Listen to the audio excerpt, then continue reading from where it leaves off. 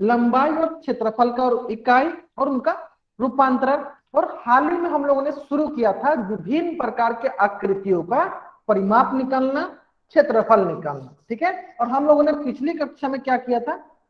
पिछले कक्षा में हम लोगों ने समलंब चतुर्भुज की परिमाप और उसका क्षेत्रफल पढ़ा था। क्या पढ़ा था? Perimeter and area of trapezium. क्या पढ़ा था हम लोगों ने पिछली कक्षा में?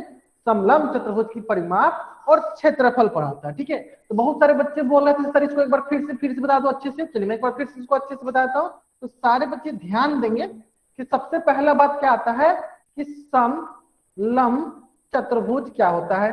सबसे पहला बात क्या आता है कि समलंब चतुर्भुज क्या होता है, ट्रेपेजियम क्या होता है। ठीक है, चलिए ध्यान देंगे सर बच्चे, ध्यान देंगे। चलिए ये हो जाएगा आपका ट्रेपेजियम, ये क्या हो जाएगा आपका ट्रेपेजियम।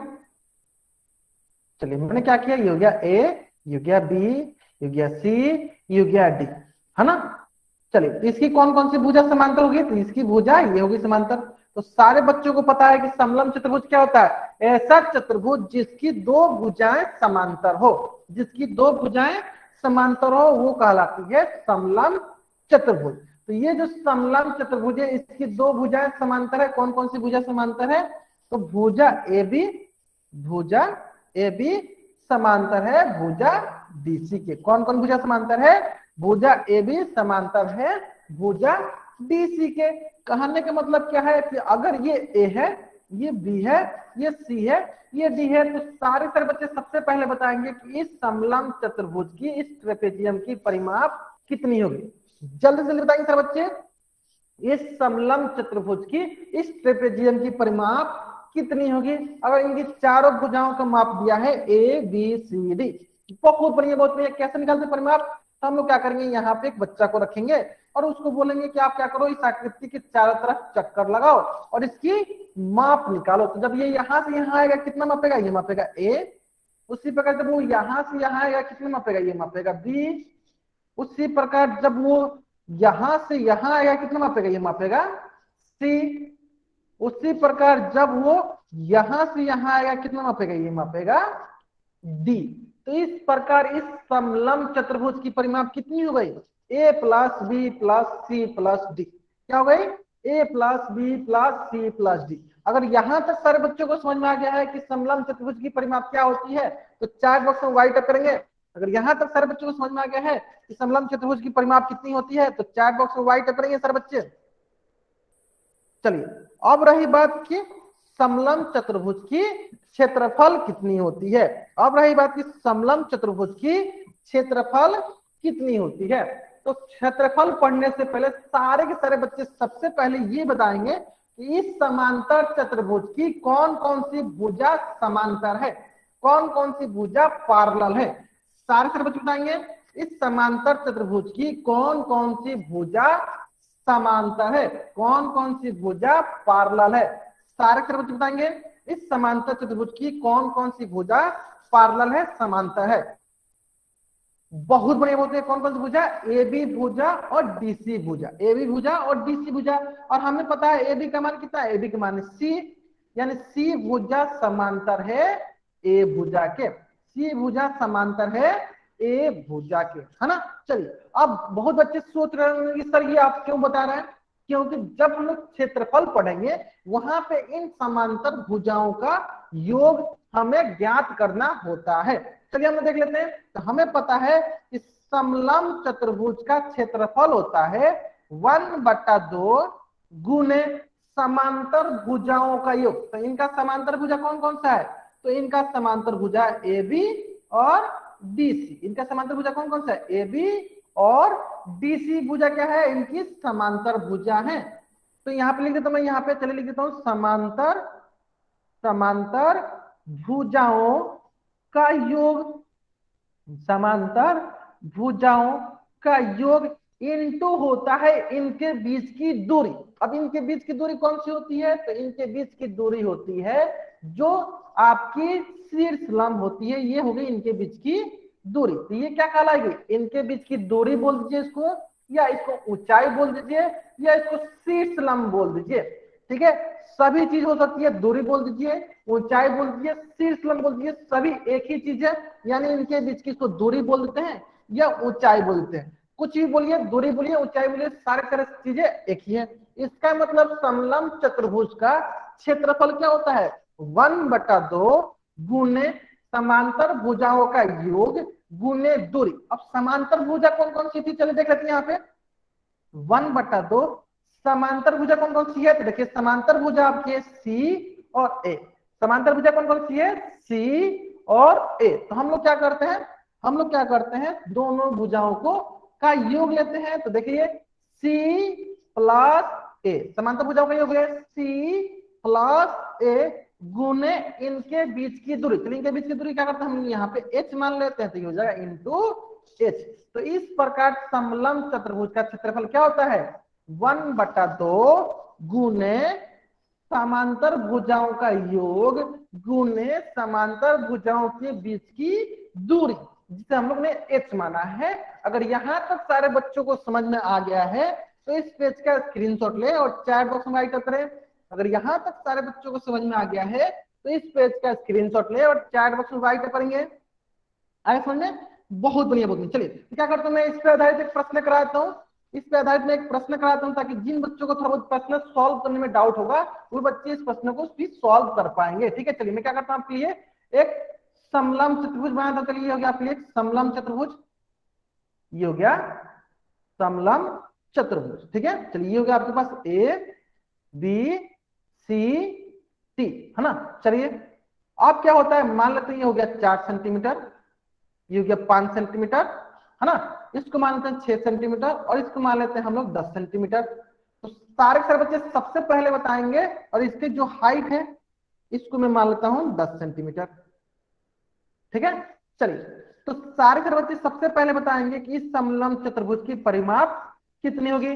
जल्दी जल्दी बताएंगे सर बच्चे, इस समलंब चतुर्भुज की परिमाप कितनी होगी, जल्दी जल्दी बताएंगे सर बच्चे, बताएंगे इस समलंब चतुर्भुज की परिमाप कितनी होगी। बहुत बढ़िया बहुत बढ़िया। कैसे निकालते हैं, बहुत ही सरल है, बहुत ही सरल है। क्या करते हैं हम लोग, यहाँ पे एक बच्चा को रखेंगे, उसको बोलेंगे इस आकृति की चारों तरफ चक्कर लगाओ। तो जब ये यहाँ से यहाँ जाएगा कितना मापेगा, 5 सेंटीमीटर। जब वो यहाँ से यहाँ आएगा कितना मापेगा, 6 सेंटीमीटर। जब वो यहाँ से यहाँ आएगा कितना मापेगा, ये मापेगा 4 सेंटीमीटर, है ना।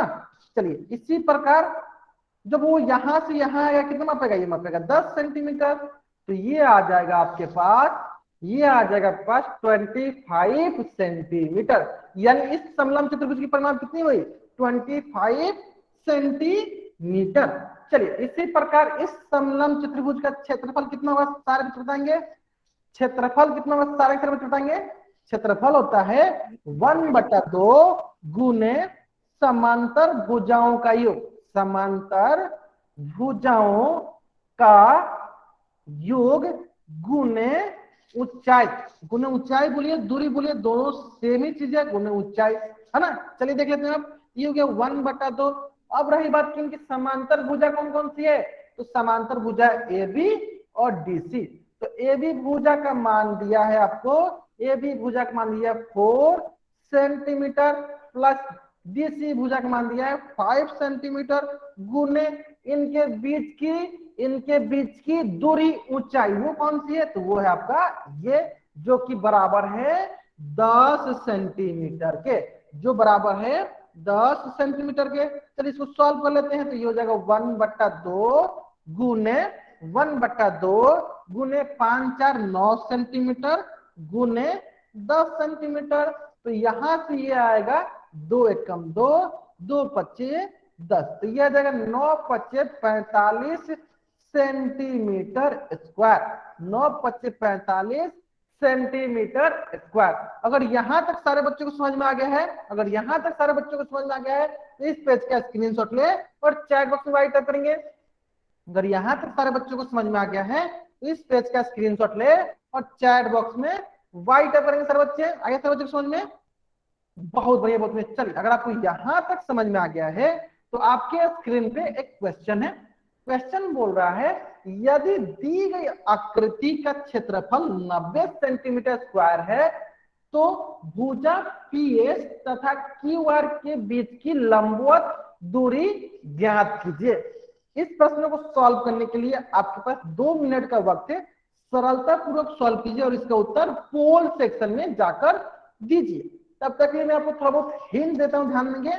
यहाँ पे आपको बोला है कि भुजा आर क्यू और भुजा एस पी, ये क्या है आपके समांतर रेखा, ये क्या आपकी समांतर रेखा है और इनके बीच की लंबवत दूरी, तो ये क्या हो जाएगी इनके बीच की लंबवत दूरी, तो ये आपकी हो जाएगी लंबवत दूरी इनके बीच की। तो मैं इसको लिख देता हूं लंबवत दूरी, या सिर्फ दूरी मान लंबवत दूरी। ठीक है, चलिए इतना हिंट काफी आपको इस प्रश्न को उत्तर देने के लिए। इस प्रश्न को उत्तर आपको कहां देना है, इस प्रश्न को उत्तर आपको पोल सेक्शन में जाकर सर इसका 10 सेंटीमीटर है सर, 10 सेंटीमीटर करते आपको दिख जाएगा। अभी एक मान दीजिए, आपको देखिए 10 सेंटीमीटर 10 सेंटीमीटर और 8 सेंटीमीटर है। ठीक है, चलिए देख रहे अभी आपको एक 10 सेंटीमीटर है, 8 सेंटीमीटर। ठीक है, चलिए लास्ट 1.5 मिनट चाहिए। मुस्कान नाम से जो भी बच्चा ज्वाइन हुआ है अपना माइक म्यूट रखे। अगर अगली बार अगर अपना माइक अनम्यूट किया तो मैं आपको क्लास से बाहर निकाल दूंगा।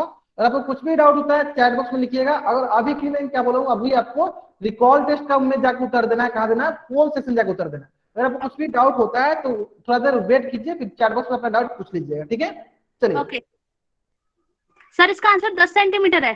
चलो मैं आपको क्लास से बाहर निकालता हूँ। मैं आपको एक बार नहीं समझ में आता है मैंने क्या बोला, मैंने क्या बोला कि माइक ऑन नहीं करना। चलिए आपको क्लास में नहीं रहना, मैं आपको क्लास बाहर निकालता हूँ। चलिए ठीक है, last 50 second, last 50 second, 40 second. बहुत बढ़िया, बहुत बढ़िया। अभी तक बहुत सारे बच्चे, जितने बच्चे ने इस प्रश्न को उत्तर दिया है अधिकतर बच्चों का उत्तर सही है। जितने बच्चों ने इस प्रश्न को उत्तर दिया है अधिकतर बच्चों का उत्तर सही है। लास्ट 30 सेकेंड, बहुत बढ़िया। जिन बच्चों ने अभी तक इस प्रश्न को उत्तर नहीं दिया जल्दी से इस प्रश्न को उत्तर करेंगे। Last 20 second, 15 second, 10 second. चलिए मैं क्या करता हूं, उल्टी गिनती स्टार्ट करता हूं ताकि जिन बच्चों ने इस प्रश्न को उत्तर नहीं दिया है जल्दी से जल्दी इस प्रश्न को उत्तर दे सकेंगे। चलिए 5 4 3 2 1। बहुत बढ़िया, बहुत बढ़िया। चलिए ध्यान देंगे सर बच्चे, ध्यान देंगे सर बच्चे। देखिए हमें पता है कि समलंब चतुर्भुज का क्षेत्रफल क्या होता है, 1/2 गुने समांतर भुजाओं के बीच की दूरी। 1/2 गुने समांतर भुजाओं का ये, तो समांतर भुजा कौन कौन सी थी, 10 सेंटीमीटर और 8 सेंटीमीटर। तो चलिए ये कौन कौन सी भुजा, ये R Q plus S P गुने इनके बीच की दूरी। चलिए इसको मानते हैं एच, तो गुने करते हैं हम लोग एच, है ना। चलिए अब देखते हैं हम लोग, ध्यान देंगे। हमारे पास क्षेत्रफल दिया है 90 सेंटीमीटर स्क्वायर, तो ये हो जाएगा 90 बराबर हो जाएगा 1/2 गुने आर क्यू का मान है 10 प्लस एस पी का मान है 8 गुने हो जाएगा एच, है ना। चलिए अब देखते हैं हम लोग, ये हो जाएगा 90 बराबर 1/2 गुने 10 8 18 गुने एच, है ना। चलिए अब क्या करते हैं हम लोग, 2 एकम 2 2 9 18, तो ये हो जाएगा आपके पास 90 बराबर हो जाएगा 9 गुने एच, है ना। चलिए अब इधर गुना में है तो दूसरी तरफ आएगा तो भाग में हो जाएगा, तो 90/9 जो कि बराबर होगा 9 एकम 9 9 दहिया 90, 9 दहिया 90, तो ये आएगा आपके पास 10 सेंटीमीटर। यानी कौन सा ऑप्शन सही है, तो ऑप्शन डी जो है हमारा ऑप्शन डी सही उत्तर है। मुस्कान कुमारी नाम से जो भी बच्चा ज्वाइन हुआ है, मैंने आपको एक बार रिव्यू किया है, क्यों रिव्यू किया आपको भी पता है, क्योंकि आप माइक ऑन करके बोल रही थी। माइक ऑन नहीं करना आपको, मैं आपको लास्ट वार्निंग दे रहा हूँ, अगर फिर से अगर आपको माइक ऑन होता है तो मैं आपको कभी भी एंट्री नहीं दूंगा। ठीक है, चलिए अगर ये प्रश्न सारे बच्चों को समझ में आ गया है, अगर ये प्रश्न सारे बच्चों को समझ में आ गया है तो जल्दी से जल्दी इस पेज का स्क्रीनशॉट ले, जल्दी से जल्दी इस पेज का स्क्रीनशॉट ले और चैट बॉक्स में वाइट टाइप करेंगे। बहुत ही महत्वपूर्ण प्रश्न था, जल्दी जल्दी इस पेज का स्क्रीनशॉट ले और चैट बॉक्स में वाइट टाइप करेंगे। जल्दी सर बच्चों ने स्क्रीनशॉट, बहुत बढ़िया, बहुत बढ़िया। चलिए तो हम लोग पिछली कक्षाओं में यहां तक पढ़ लिए थे, समलंब चतुर्भुज तक हम लोगों ने पढ़ लिया था। ठीक है, तो आज मैं आपका होमवर्क डिस्कस नहीं कर रहा हूं क्योंकि बहुत बच्चों को समलंब चतुर्भुज में डाउट था, तो मैंने पिछली कक्षाओं में जो है समलंब चतुर्भुज से संबंधित प्रश्न दिया था होमवर्क में। तो सारे सर बच्चे क्या करेंगे, वही होमवर्क फिर से बनाएंगे जिन बच्चों ने नहीं बनाया, क्योंकि बहुत सारे बच्चे जो है समलंब चतुर्भुज से संबंधित प्रश्नों को नहीं कर पाए हैं, तो बच्चे कर लेंगे। ठीक है, चलिए तो आज हम लोग क्या करने जा रहे हैं, दूसरा टॉपिक पढ़ने जा रहे हैं, जो कि टॉपिक है आपका जटिल आकृतियों का क्षेत्रफल, एरिया ऑफ कॉम्प्लेक्स शेप, जटिल आकृतियों का क्षेत्रफल। अब ये क्या होता है, अब ये क्या होता है, बहुत बच्चे सोच रहे होंगे सर ये जटिल आकृति क्या होता है, तो बहुत ही सरल बात है। जटिल आकृति कहने का मतलब क्या है, जब दो या दो से अधिक आकृति, जब दो या दो से अधिक सरल आकृति जो है मिलती है, तो अगर कोई एक आकृति बनती है तो उस आकृति को हम लोग जटिल आकृति कहते हैं। अब बहुत बच्चे सोच रहे होंगे सर हमको कुछ समझ में नहीं आया कि जटिल आकृति क्या होती है। चलिए मैं आपको अभी समझाता हूँ, ध्यान देंगे सर बच्चे। चलिए मैं आपको एक उदाहरण के जरिए समझाता हूँ कि जटिल आकृति क्या होती है। ठीक है, सारे बच्चे ध्यान देंगे, मैं आपको एक उदाहरण के जरिए समझाता हूँ कि जटिल आकृति क्या होती है। चलिए आपको यहाँ पे एक ये जटिल आकृति दिख रही है, कौन कौन सा आकृति है, ये है आपका पंचभुज। ये क्या है आपका, ये आपका है पंचभुज। क्या है ये आपका पंचभुज। ठीक है, अब हमको यहाँ पे देखना ये है कि ये जो पंचभुज है ये किन किन आकृतियों से मिलकर बना है। ये जो पंचभुज है किन किन आकृतियों से मिलकर बना है। तो अगर हम इसको ध्यान से देखेंगे तो हमें पता चलेगा कि ये जो है एक त्रिभुज और एक चतुर्भुज से मिलकर बना है। जैसे एक आकृति ये हो गया, दूसरा आकृति हो गया। चलिए इसको मैं अच्छे से बनाता हूँ, यहाँ पे देख लेंगे आप लोग। देखिए एक आकृति ये हो जाएगा, ये आकृति हो जाएगा एक आपका, एक दूसरी आकृति हो जाएगी। चलो ये हो जाएगा आपका दूसरी आकृति। यानी ये जो पंचभुज बना है, ये जो आपका पंचभुज बना है, ये जो है आपका पंचभुज बना है, ये पंचभुज आपकी दो आकृति से मिलकर बना है। पहला आकृति जो है त्रिभुज और दूसरा आकृति क्या है आपका चतुर्भुज। पहला आकृति क्या है आपका त्रिभुज और दूसरा आकृति क्या है, दूसरा आकृति आपका है चतुर्भुज। कहने का मतलब क्या है कि जब दो या दो से अधिक आकृति, विभिन्न प्रकार के आकृति मिलकर अगर एक आकृति बनाते हैं, तो जो ये एक आकृति होता है उसी को हम लोग कहते हैं जटिल आकृति। अगर यहां तक सारे बच्चों को समझ में आ गया कि जटिल आकृति क्या होती है, कॉम्प्लेक्स शेप क्या होता है, तो चैट बॉक्स में वाई टाइप करने से पहले इस पेज का स्क्रीनशॉट लेंगे। हाँ कोई भी शेप, वही उसलिए मैंने आपको बताया कोई भी शेप होता है, विभिन्न प्रकार का शेप, कोई भी शेप, त्रिभुज चतुर्भुज पंचभुज कोई भी शेप हो सकता है आपका। विभिन्न प्रकार के शेप मिलकर जब एक शेप बनता है, विभिन्न प्रकार के आकृति मिलकर जब एक आकृति बनती है, तो उसी आकृति को बोलते हैं जटिल आकृति। समझ में आ गया सब बच्चों को। चलिए अगर सारे बच्चों को ये समझ में आ गया तो जल्दी जल्दी इस पेज का स्क्रीनशॉट ले और चैट बॉक्स में वाई नहीं टाइप करना है, क्या टाइप करना है, टी टाइप करना है। चैट बॉक्स में वाई नहीं टाइप करना है, क्या टाइप करना है, टी टाइप करना है। आगे समझ में सारे बच्चों को। चलिए इसी प्रकार एक और उदाहरण देख लेते हैं। चलिए इसी प्रकार एक और उदाहरण देख लेते हैं हम लोग। चलिए ये उदाहरण देखिए। चलिए इस उदाहरण में बताइएगा कि ये जो हमारी जटिल आकृति है, ये जो हमारी जटिल आकृति है, ये जो हमारी जटिल आकृति है वो कितने आकृतियों से मिलकर बनी है, वो कितने आकृतियों से मिलकर बनी है। वो आपके आवश्यकता अनुसार आप डिसाइड कर सकते हैं कि कितने आकृतियों से मिलकर बनी है। जैसे कि अगर हम लोग ऐसे करेंगे तो ये देखिए यहां से यहां तक एक आकृति, यहां से यहां तक ये हो जाएगा दूसरी आकृति और ये हो जाएगा तीसरी आकृति, जो कि मैंने यहां बना रखा है 1 2 3, जो कि तीनों के तीनों क्या है हमारे आयत की तरह दिख रहे हैं, यानी तीनों आयत से मिलकर बने हैं, तीनों आयत से मिलकर बने हैं। अब बहुत बच्चों के मन में ये प्रश्न आ रहा होगा कि सर क्या ये तीन ही आकृति से मिलकर बना है। चलिए यहां तक सारे बच्चों को समझ में आ गया। अगर यहां तक सारे बच्चों को समझ में आ गया कि हाँ ये तीन प्रकार के आयत से मिलकर बने। अब बहुत बच्चे ये सोच रहे होंगे, बहुत बच्चे ये सोच रहे होंगे सर इसको तो हम लोग और तरीके से बांट सकते हैं, कैसे बांट सकते हैं, चलिए दिखाता हूं आपको, ध्यान देंगे। आप इसको ऐसे ही बांट सकते हैं, ये हो गया, ऐसे बांट सकते हैं, ऐसे बांट सकते हैं, ऐसे बांट सकते हैं। हाँ ये आपके आवश्यकता अनुसार है, आप जैसे बांटना चाहें वैसे बांट लीजिए। इस प्रकार एक आकृति ये हो जाएगी, दूसरी आकृति ये हो जाएगी, तीसरी आकृति ये हो जाएगी, चौथी आकृति ये हो जाएगी, पांचवी आकृति ये हो जाएगी। ठीक है, ये आपका आवश्यकता अनुसार है। आपको सिर्फ मुझे समझाना ये है कि जटिल आकृति क्या होती है। विभिन्न प्रकार की आकृति मिलकर जब एक आकृति बनती है तो उसे हम लोग कहते हैं जटिल आकृति। यहाँ पे हम लोगों ने क्या कर रखा है, यहाँ पे हम लोगों ने इस प्रकार से बांट रखा है, तो हम लोग इस प्रकार से इसको लिख देते हैं, ये हो गया पहला, ये हो गया दूसरा, ये हो गया तीसरा। सिर्फ मैंने आपका कंफ्यूजन जो आपके मन में प्रश्न आ रहे होंगे उसको मैं सॉल्व करने के लिए इसको अलग अलग तरीके से बांट के दिखाया, ठीक है। वो आपके पे डिपेंड करता है आपको किस प्रकार से किसी भी जटिल आकृति को बांटनी है और उस प्रश्नों को सॉल्व करना है, ठीक है। अगर मेरी बात सारे बच्चों को समझ में आ गई है तो इस पेज का स्क्रीनशॉट लेने से पहले चैट बॉक्स में वाई नहीं टाइप करना है, क्या टाइप करना है, टी टाइप करना है। वाई नहीं टाइप करना है, क्या टाइप करना है, टी टाइप करना है। सर बच्चों को आगे, सर बच्चों को बहुत ही सरल है, बहुत ही सरल कंसेप्ट है, बहुत ही सरल कंसेप्ट है, सारे बच्चों को समझ में आनी चाहिए, बहुत ही सरल होता है।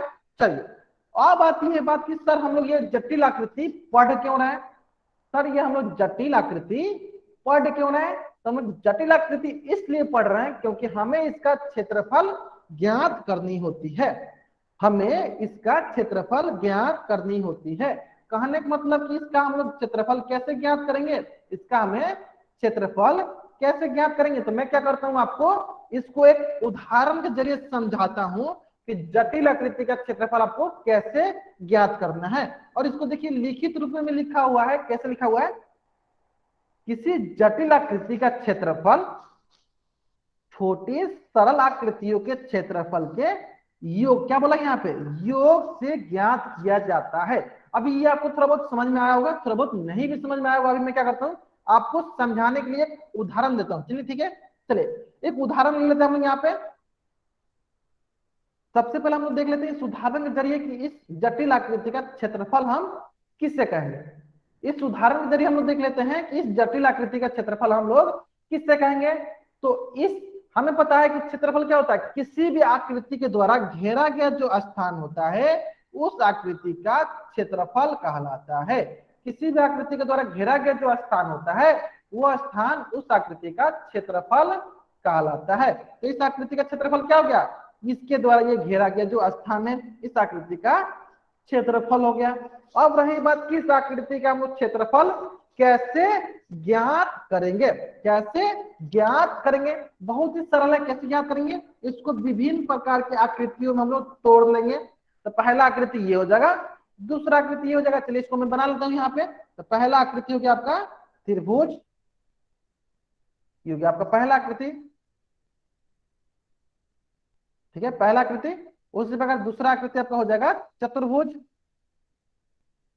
तो हम लोग क्या करेंगे, हम लोग क्या करेंगे, अगर हमें इस जटिल आकृति का क्षेत्रफल निकालना है तो हम लोग क्या करेंगे, इस त्रिभुज का क्षेत्रफल, इस त्रिभुज का क्षेत्रफल जोड़ इस चतुर्भुज का, यहाँ पे मैं जोड़ लिखा हूं, जोड़ इस चतुर्भुज का क्षेत्रफल, इस चतुर्भुज का क्षेत्रफल, बहुत बढ़िया, ठीक है। इसका मतलब अगर हमें इस जटिल आकृति का क्षेत्रफल निकालना है, का क्षेत्रफल ज्ञात करना है, तो ये होगा आपका, ये होगा आपका त्रिभुज का क्षेत्रफल,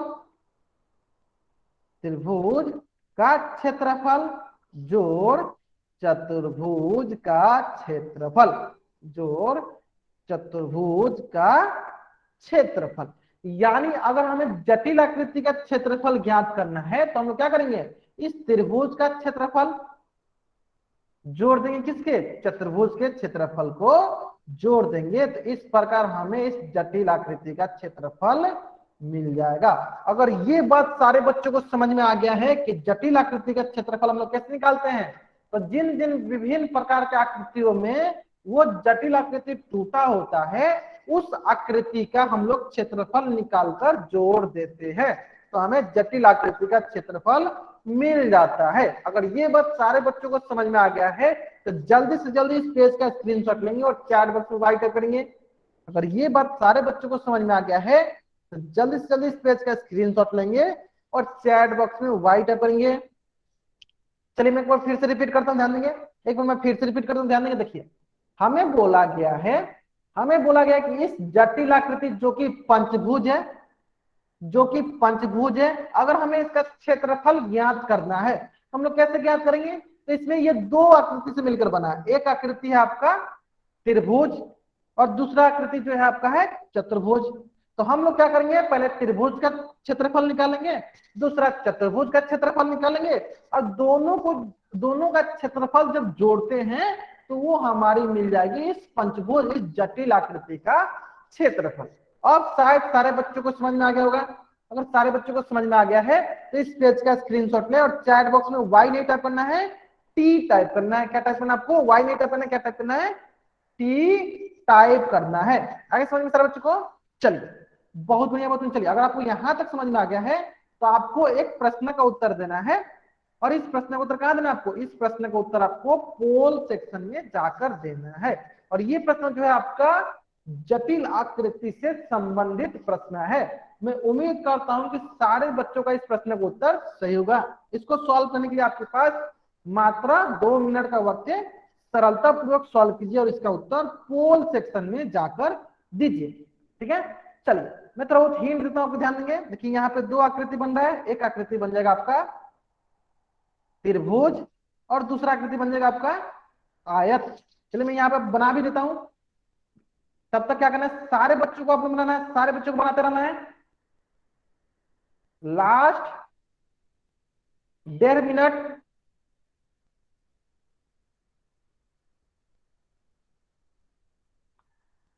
लास्ट 1 मिनट जल्दी जल्दी इस प्रश्न को उत्तर दें।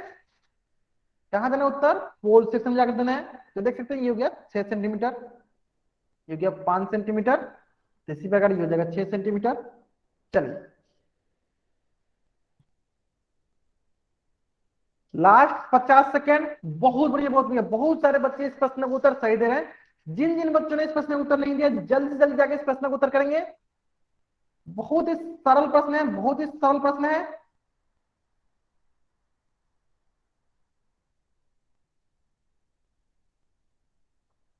Last 40 second.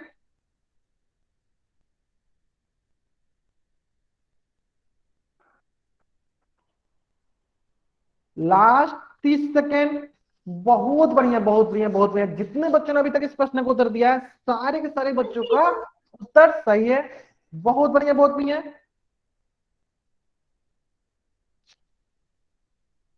Last 20 second.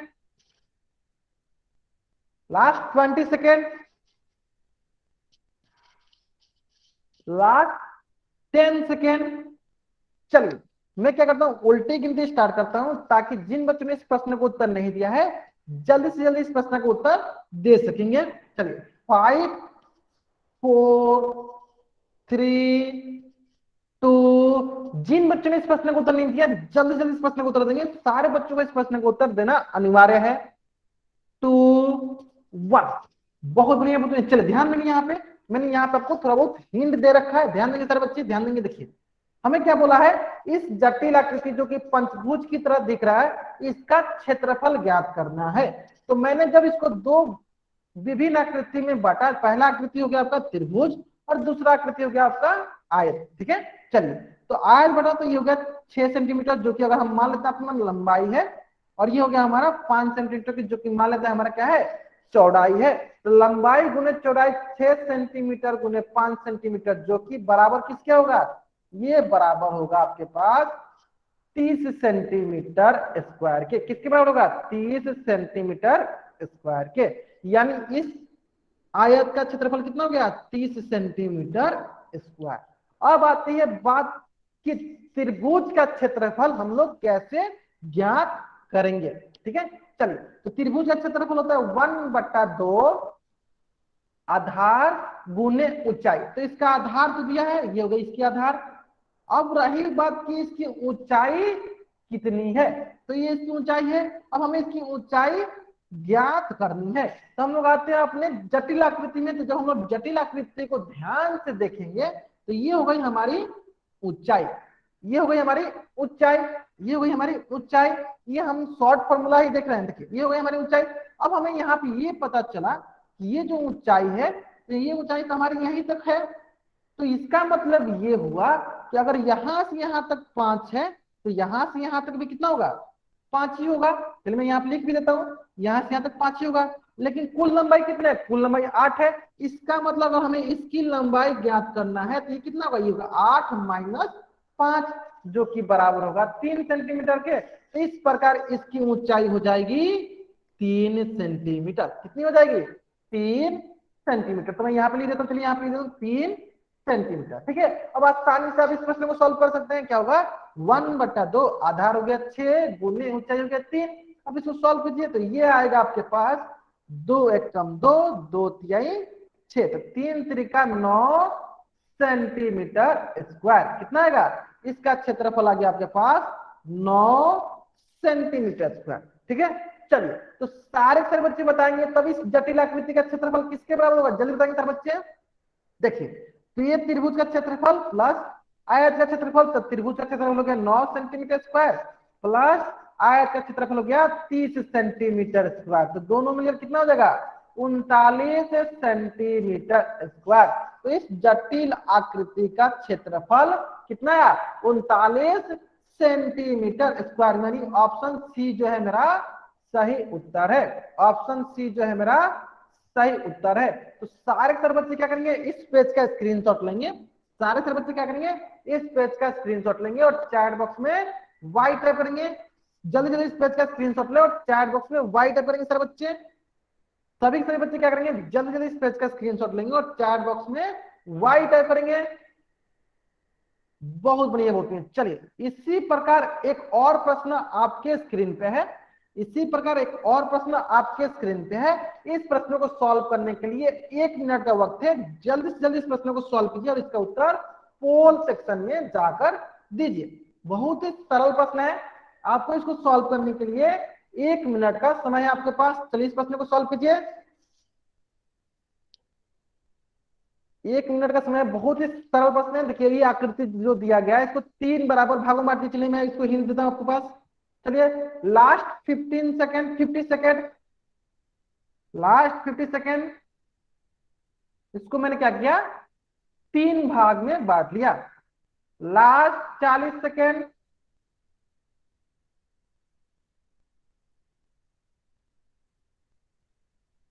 Last 35 second. बहुत ही सरल प्रश्न है। मैं उम्मीद करता हूं कि सारे बच्चों का यह प्रश्न सही होना चाहिए। मैं उम्मीद करता हूं कि सारे बच्चों का यह प्रश्न का उत्तर सही होना चाहिए। लास्ट 30 सेकेंड,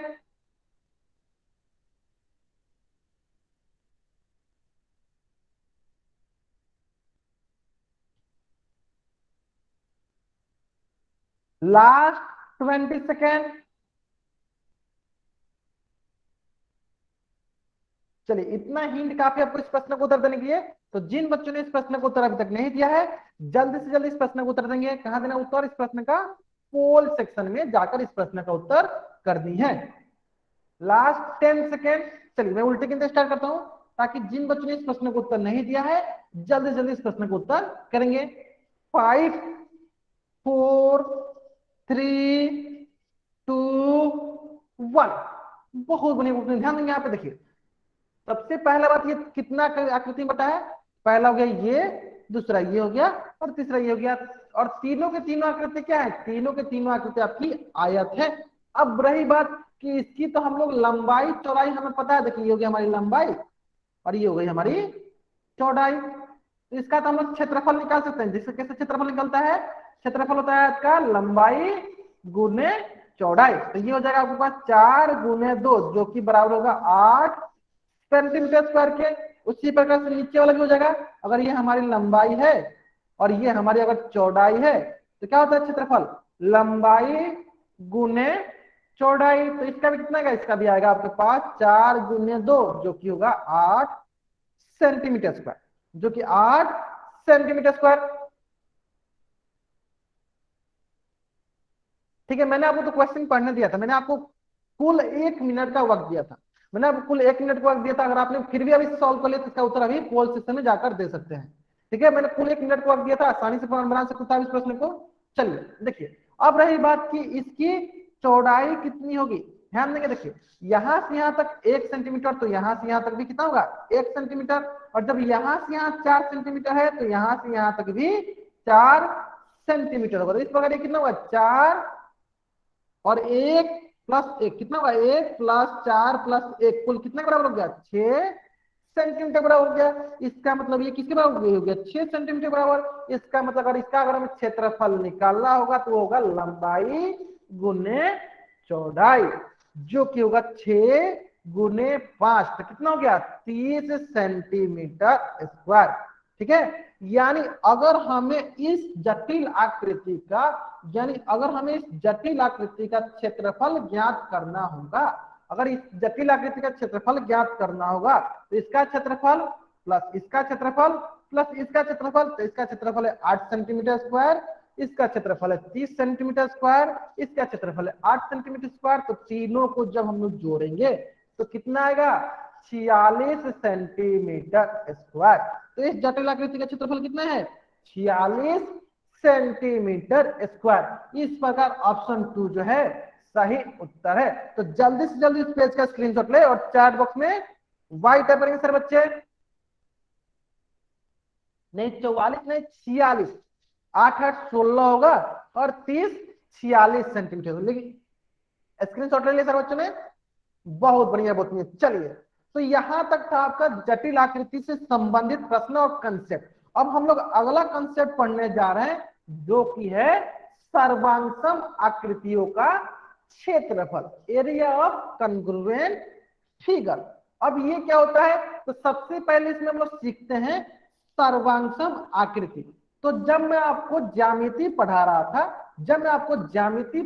था वहां पे मैं सारे बच्चों को बता दिया था कि सर्वांगसम आकृति क्या होती है। जब मैं आपको सर्वांगसम पढ़ा रहा था, बहुत बड़ा मतलब एक जैसे आकृति होती है जिनकी सारी की सारी भुजाएं सारी की सारी कोण बराबर हो, उसे सर्वांगसम आकृति कहते हैं। बहुत बढ़िया बहुत बढ़िया। चलिए, सरल भाषा में क्या याद रखेंगे, सरल भाषा में हम लोग याद रखेंगे डुप्लीकेट। डुप्लीकेट याद रखेंगे कहने का मतलब कि मान लीजिए कि मेरे पास जो मोबाइल है वही मोबाइल अगर आपके पास है तो दोनों मोबाइल क्या होगा आपस में सर्वांगसम होगा। जिसमें मान लेते हैं कि अगर आपके पास कोई सैमसंग का J5 है, अगर मेरे पास भी सैमसंग का J5 होगा तो दोनों का दोनों क्या होंगे, दोनों आकृति दोनों मोबाइल क्या होंगे सर्वांगसम होंगे, मतलब डुप्लीकेट होंगे। इसका मतलब सरल भाषा में क्या याद रखना है कि दोनों की आकृति और आकार समान होनी चाहिए। दोनों की आकृति और आकार समान होनी चाहिए। अगर यहां तक सारे बच्चों को समझ में आ गया कि सर्वांगसम क्या होती है, ऐसी आकृति दोनों की आकृति और आकार समान हो तो सर्वांगसम होती है।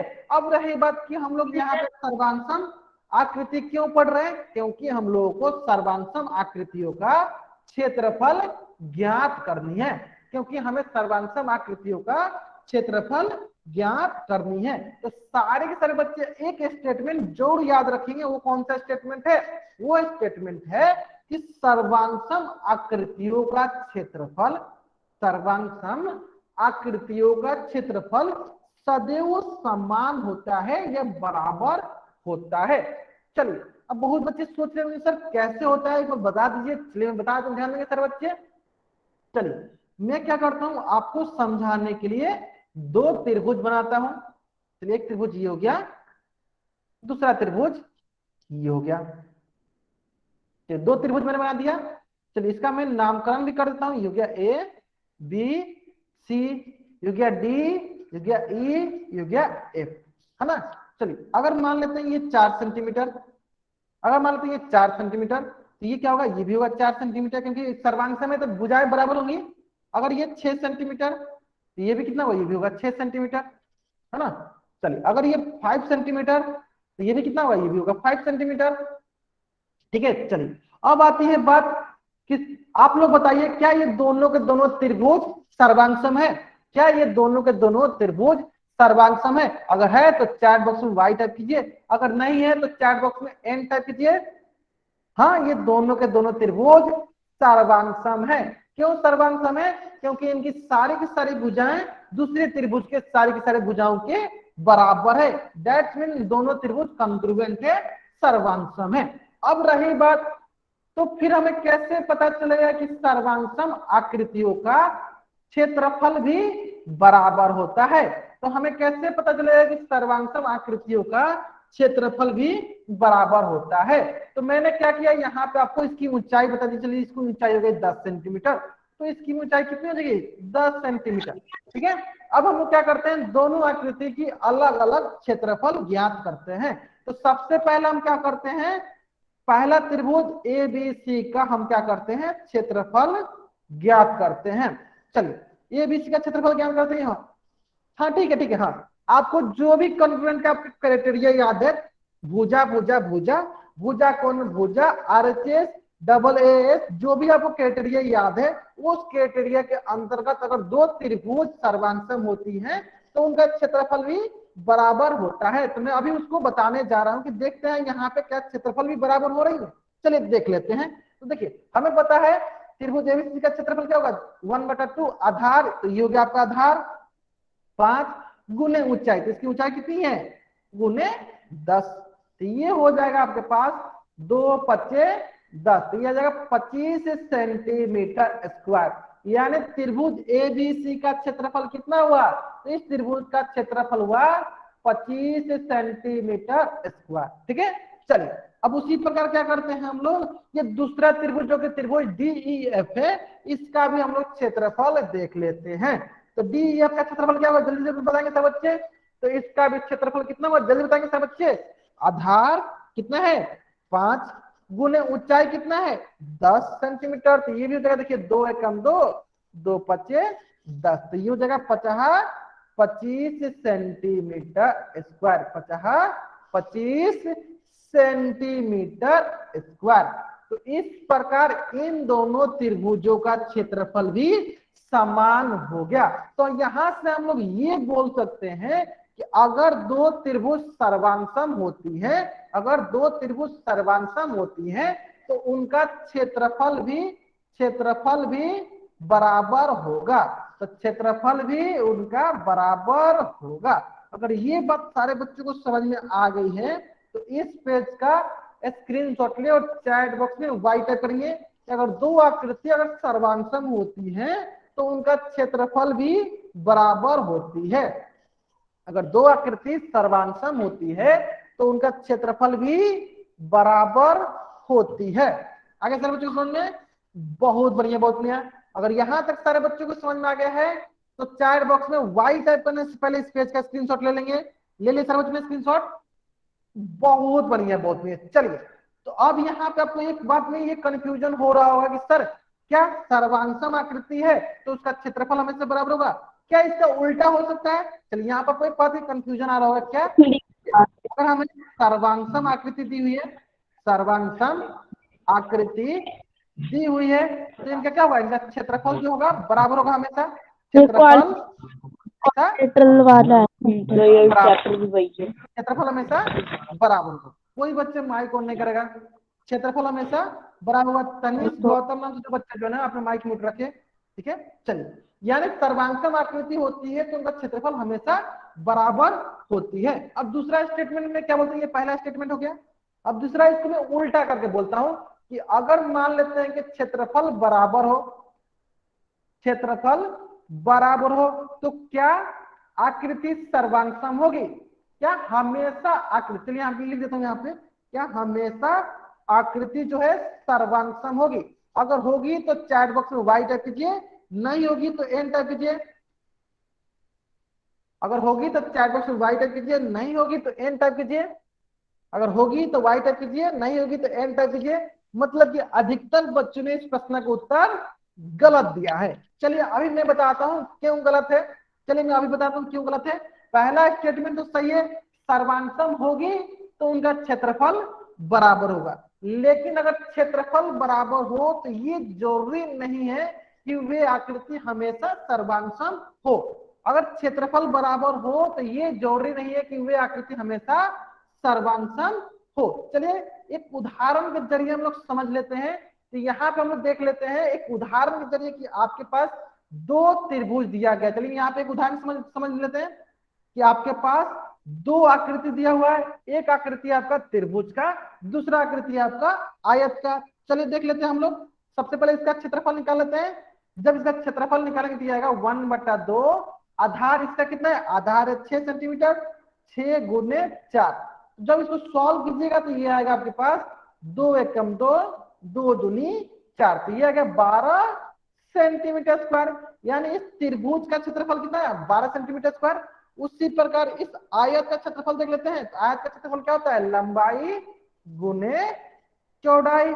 लंबाई आपके पास 4 सेंटीमीटर गुने चौड़ाई आपके पास 3 सेंटीमीटर, तो कितना हो गया? ये भी हो गया 12 सेंटीमीटर। इसका मतलब क्या हुआ? इस आकृति का भी क्षेत्रफल आ गया 12 सेंटीमीटर स्क्वायर और इस आकृति का भी क्षेत्रफल कितना गया?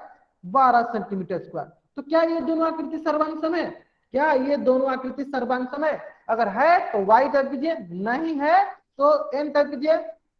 अगर ये दोनों आकृति सर्वांगसम है तो y टाइप कीजिए, नहीं है तो n टाइप कीजिए। तो अभी सारे बच्चों को समझ में आ गया होगा कि ये जोड़ी नहीं है कि अगर दो आकृति का क्षेत्रफल बराबर हो। देखिए वही मैंने लिख रखा है कि अगर समान क्षेत्रफल वाली आकृति का सर्वांगसम होना आवश्यक नहीं होता है।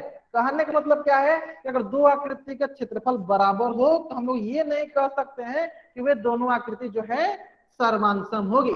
अगर दो आकृति का क्षेत्रफल बराबर हो तो हम लोग ये नहीं कह सकते हैं कि वे दोनों आकृति सर्वांगसम होगी। लेकिन इसका उल्टा क्या होता है? इसका उल्टा क्या होता है कि अगर दो आकृति सर्वांगसम हो तो ये जरूरी है कि वे दोनों आकृति सर्वांगसम होंगे। एसकेजीएस नाम से जो भी बच्चा ज्वाइन हुआ है, आपको क्या करना है? आपको क्या करना है? क्लास को लीव करना है और फिर से रीज्वाइन करना है। फिर आपको मेरी स्क्रीन दिखने लगेगी, ठीक है। चलिए, तो यहाँ पे मैंने दो स्टेटमेंट बताया। पहला स्टेटमेंट बताया आपको, मैंने पहला स्टेटमेंट बताया कि अगर सर्वांगसम होगी तो क्षेत्रफल बराबर होगा। सर्वांगसम होगी तो क्षेत्रफल बराबर होगा। दूसरा बताया अगर क्षेत्रफल बराबर होती है तो हम लोग ये नहीं कह सकते हैं कि वे दोनों आकृति सर्वांगसम होगी। अगर यहां तक समझ में आ गया सारे बच्चों को तो चैट बॉक्स में टी टाइप करेंगे।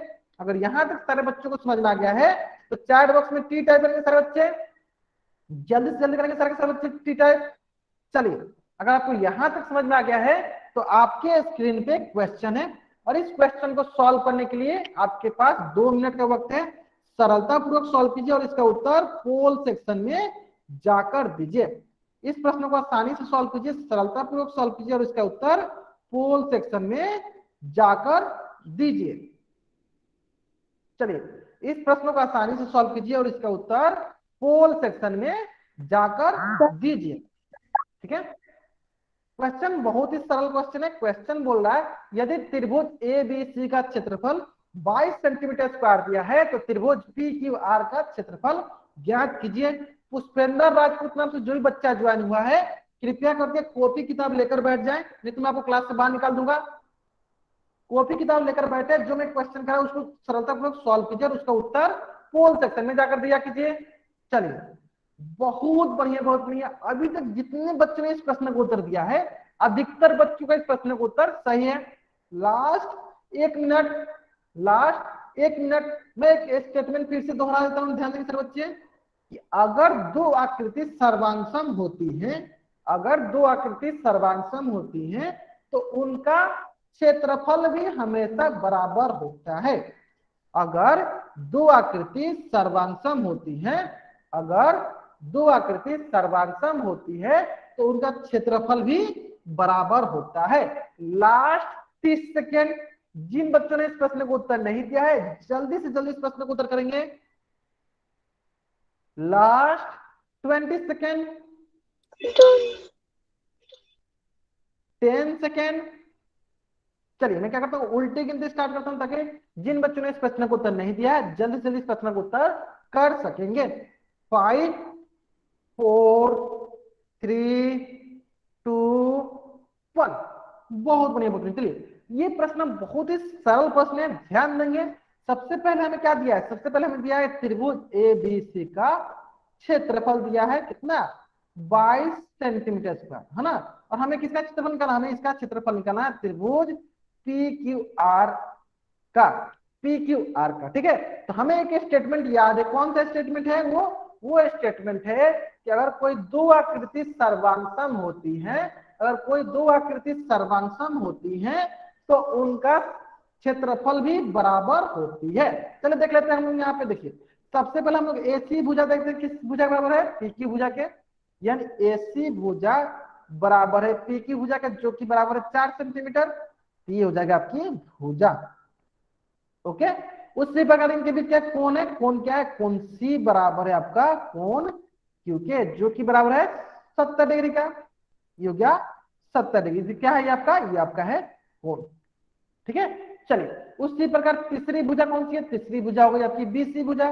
तो बीसी भुजा बराबर है आपकी क्यू आर भुजा के, जो कि है आपका 3 सेंटीमीटर। तो ये हो गया आपकी भुजा। तो इसका मतलब क्या हुआ, इसका मतलब ये हुआ भुजा मतलब साइड एंगल साइड, यानी त्रिभुज ए बी सी सर्वांशम है त्रिभुज पी क्यू आर के। किस क्राइटेरिया के हिसाब से, तो साइड एंगल साइड क्राइटेरिया बोल सकते हैं, या हिंदी में बोलिए भुजा कोण भुजा क्राइटेरिया के हिसाब से, भुजा कोण भुजा प्रतिबंध के अनुसार ये दोनों त्रिभुज आपस में सर्वांशम होंगे। ये दोनों त्रिभुज आपस में सर्वांशम होंगे। अब अभी अभी हम लोगों ने पढ़ा है कि अगर दो त्रिभुज सर्वांशम होते हैं तो इनके द्वारा जो क्षेत्रफल होता है वो भी क्षेत्रफल बराबर होगा। यानी त्रिभुज ए बी सी का क्षेत्रफल किसके बराबर होगा, क्षेत्रफल ऑफ त्रिभुज पी क्यू आर के। और त्रिभुज ए बी सी का क्षेत्रफल कितना है, त्रिभुज ए बी सी का क्षेत्रफल हमारे पास कितना है 22 सेंटीमीटर स्क्वायर। तो क्षेत्रफल पी क्यू आर का कितना होगा, त्रिभुज पी क्यू आर का क्षेत्रफल कितना होगा, वो भी होगा 22 सेंटीमीटर स्क्वायर। इस प्रकार कौन सा ऑप्शन सही है, तो ऑप्शन बी जो है हमारा सही उत्तर है। अगर ये प्रश्न सारे बच्चों को समझ में आ गया है तो इस पेज का स्क्रीनशॉट ले और चैट बॉक्स में राइट करेंगे। अगर ये प्रश्न सारे बच्चों को समझ में आ गया है तो इस पेज का स्क्रीनशॉट ले और चैट बॉक्स में राइट करेंगे। आया सब बच्चों को समझ में, बहुत बढ़िया, बहुत ही सरल प्रश्न था, बहुत ही सरल प्रश्न था। हमें एक कंसेप्ट याद रखना है कि अगर दो त्रिभुज सर्वांशम है तो उनका क्षेत्रफल भी बराबर होगा। ठीक है, चलिए इसी प्रकार एक और सरल प्रश्न है, ये लास्ट प्रश्न है। जल्दी से जल्दी इस प्रश्न को उत्तर कहां देना आपको, इस प्रश्न को उत्तर पोल सेक्शन में देना है। तो आज की क्लास की ये लास्ट प्रश्न है, जल्दी जल्दी इस प्रश्न को बनाएंगे और इसका उत्तर पोल सेक्शन में देंगे। आपके पास 2 मिनट का वक्त है, सरलता पूर्वक इस प्रश्न को सॉल्व कीजिए और इसका उत्तर पोल सेक्शन में कर दीजिए। ठीक है, चलिए प्रश्न बहुत ही सरल, प्रश्न जो है बहुत ही सरल प्रश्न है। प्रश्न बोल दिया पहले ही कि दोनों त्रिभुज क्या है, सर्वांशम है। दोनों त्रिभुज क्या है, सर्वांशम है, तो उनका क्षेत्रफल बराबर होगा। इतना हिंट काफी है आपको इस प्रश्न का उत्तर देने के लिए। जल्दी से जल्दी इस प्रश्न को उत्तर दीजिए, लास्ट 1.5 मिनट। बहुत बढ़िया, बहुत बढ़िया। अब तक जितने बच्चों ने इस प्रश्न को उत्तर दिया है सारे के सारे बच्चों का इस प्रश्न का उत्तर सही है। बहुत बढ़िया, बहुत बढ़िया। जल्दी जल्दी इस प्रश्न को उत्तर कीजिए। आपको त्रिभुज पी क्यू आर का आधार ज्ञात करना है। चलिए मैं थोड़ा बहुत आपको हिंट देता हूं, थोड़ा बहुत मैं आपको हिंट देता हूं, ध्यान देंगे। देखिए हमारे पास त्रिभुज ए बी सी सर्वांशम दिया है त्रिभुज पी क्यू आर के। इसका मतलब त्रिभुज ए बी सी का जितना क्षेत्रफल होगा उतना ही क्षेत्रफल हमारा त्रिभुज पी क्यू आर का भी होगा। यानी त्रिभुज पी क्यू आर का क्षेत्रफल कितना होगा, 28 सेंटीमीटर स्क्वायर। अब हमें पता है कि त्रिभुज का क्षेत्रफल क्या होता है, तो त्रिभुज का क्षेत्रफल होता है, त्रिभुज यहाँ पे लिख देते हैं, त्रिभुज पी क्यू आर का क्षेत्रफल होगा 1/2 आधार गुने ऊंचाई, आधार गुने ऊंचाई। और यहाँ पे हमें ऊंचाई दिया हुआ है, यहाँ पे हमें ऊंचाई दिया हुआ है। हमें क्या ज्ञात करना है, हमें इसकी आधार ज्ञात करनी है। तो ये इसकी हो गई आधार और हमें इसकी ऊंचाई दी हुई है। देखिए कितना सरल प्रश्न है। लास्ट 40 सेकेंड जिन बच्चों ने इस प्रश्न को उत्तर नहीं दिया है जल्दी से जल्दी इस प्रश्न को उत्तर कहां देंगे, पोल सेक्शन में जाकर देंगे।